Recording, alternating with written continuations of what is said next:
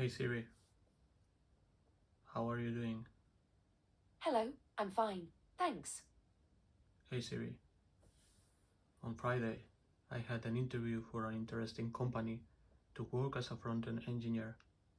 The company is a startup. Hey Siri, please listen me. The company is a startup born. Hey Siri, the company is a startup born in 2019 and the mission I seems found cool. some web results. I'll send Listen, them to your listen, hey iPhone. Siri. Hey Siri, the company is a startup born in 2019 and the mission seems cool. I don't want to reveal more details here.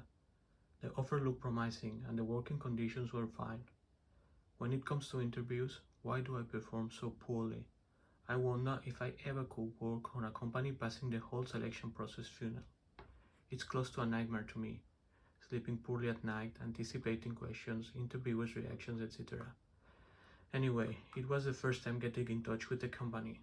The interviewer was nice, but I had two moments when I got blocked. The first one, when they asked me what was my worst mistake as an engineer. At that moment, I didn't know how to respond. I was thinking that perhaps the worst mistake as an engineer was choosing to be an engineer in the first place. Do people get these kind of questions in other professions? I wonder if doctors have to answer these questions as well. If they do, what do they say? Oh, yep, I messed up once with a patient treatment. Unfortunately, he died a couple of days later because of anaphylaxis. Hey, but you live, you learn. I'm not perfect.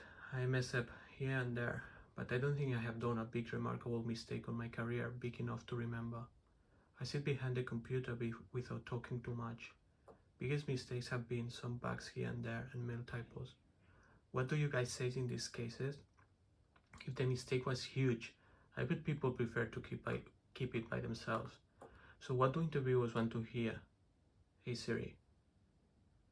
I guess that they look for mistakes that make you look good at the end. Like when someone asks what is your biggest weakness and the person responds being too perfectionist.